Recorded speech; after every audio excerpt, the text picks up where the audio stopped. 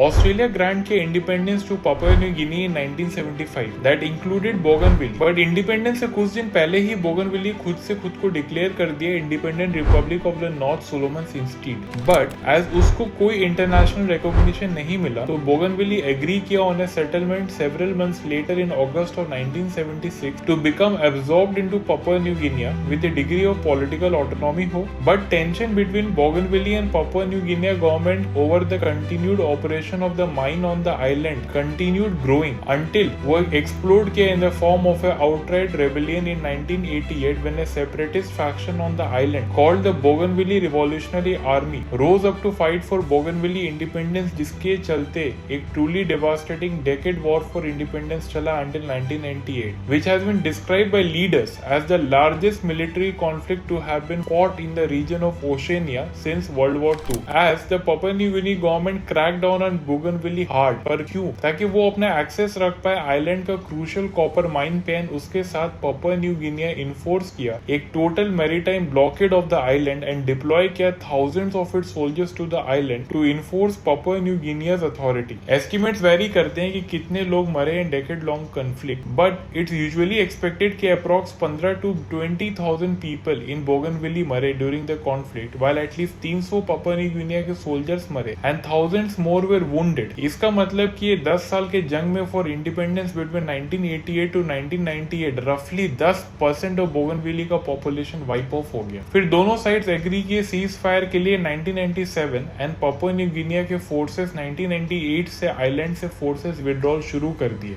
एक formal peace agreement was settled between Bougainville and the Papua New Guinea government in 2001 जो solidify किया बोगनविली का status as a fully autonomous part of the country, and ये also grant किया Bougainville को the right to hold a non binding referendum within 20 years in the future। Referendum हुआ eventually in Bougainville at the end of 2019 which saw an absolutely overwhelming vote of 98.3% of voters on the island choosing independence with a huge 87.4% voter turnout, showing that कि Bougainville की people clearly independence चाहते थे। And though the referendum technically non-binding था on the part of Papua New Guinea के government, but जो ये overwhelming results आया of independence and although previous history of conflict था between both countries made it extremely difficult for the government just to simply ignore it। So क्या हुआ, जुलाई of 2021 में Bougainville and the Papua New Guinea के government came to an agreement कि Bougainville will be granted its formal independence from the country no earlier than 2025 and no later than 2027 pending legal gratification by the Papua New Guinea के parliament। And although to date यानी जिस दिन ये video बनाया जा रहा है ratification अभी तक नहीं दिया गया है, and it seems fairly certain कि Bougainville will become the world का next largely recognized independent country sometime before 2027 के पहले, and will likely replace South Sudan as the world's youngest independent country by then। But what about other less likely candidates for new countries जो emerge कर रहे हैं relatively nearby to Bougainville, which is none other than New Caledonia, जो कि at least in my opinion is the next most likely place to eventually become a new independent country। New Caledonia currently still remains as a legal overseas territory of France, despite the fact कि ये island Pacific में है and ये located है about 17,000 kilometre away from metropolitan France, over on the other side of the world in Europe। French annex किए New Caledonia back in 1853 and उस समय से अभी तक successive waves of European, Polynesian and other settlers have come to the island that have made वहाँ के जो indigenous Kanak people है minority। इतना कि आज के दिन indigenous Kanak people represent करते हैं मात्र 41% of the New Caledonia's total population of 2,70,000 people, जहाँ की Europeans represent करते हैं 24% of the population and various Polynesians and other group represent करते हैं बाकी rest। For decades under French colonial rule in the 19th and early 20th century, indigenous Kanak people जो थे वे largely marginalized and exclude कर दिए गए थे from island's economy and eventually confined into a system of reservations like indigenous Americans थे in the Western Hemisphere। 1970s आने तक एक modern independence and sovereignty movement popularity से grow होना शुरू हुआ among the indigenous Kanak people on the island जो बहुत frustrated थे with उनके lower socio-economic status के compared में to other European settlers on the island। So ये movement steadily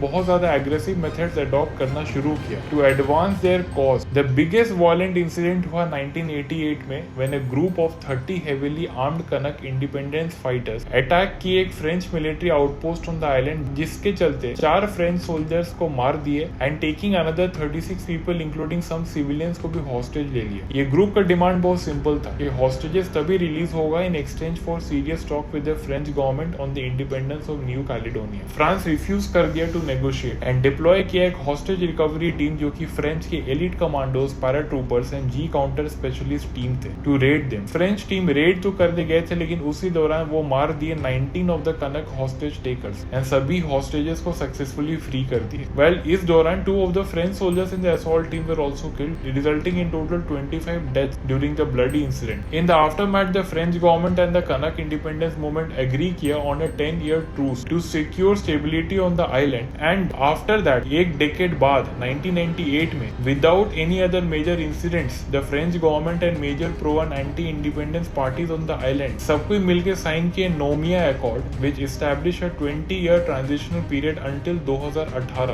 in which certain powers would be transferred to the local government and which also guaranteed that after those 20 years beginning in 2018 New Caledonia would be allowed to host 3 separate independence referendum जो determine करेगा island का future political status and so the first of the 3 independence referendum New Caledonia host किया 2018 में जो was soundly rejected with 56.7% of voters choosing to remain with France and only 43.3% of voters choosing independence, जहां वो total voter turnout था island का 81%। Then बहुत ही interesting चीज हुआ सेकंड इंडिपेंडेंस रेफरेंडम में जो होस्ट किया गया couple of years later 2020 में, that grew much narrow this time with only 53.3% voters choose to remain with France and 46.7% of voters choose to become independent with an even higher voter turnout of 85.7%. The momentum appeared to be rising for the pro-independent side and with the final referendum on independence जो schedule था दिसंबर के 2021 में, all eyes were fixated on what would happen next. But in between the second and third referendum, China वाला virus pandemic hit कर गया island को and ravaged it, which resulted in more than 300 people का death that disproportionately affected the indigenous Kanak community that was more pro-independence. It quickly became clear कि the next referendum would take place during a period of customary mourning within the Kanak community for the lost ones, but the government का जो strict health restrictions had made campaigning for the final referendum largely impossible. So the pro-independence parties on the island बहुत worry हो गए, इसके चलते lower voter turnout होगा than either of the previous referendums and so they began asking the French government कि इसको reschedule कर सकते हैं क्या until unless the pandemic gets settled on. But the French government refused to reschedule the referendum and went ahead with it as originally planned in December of 2021 and जो result था जो बहुत ही shocking, interesting and devastating था, जो कि part 3 of the video में मैं बताऊंगा। मिलते हैं next video में।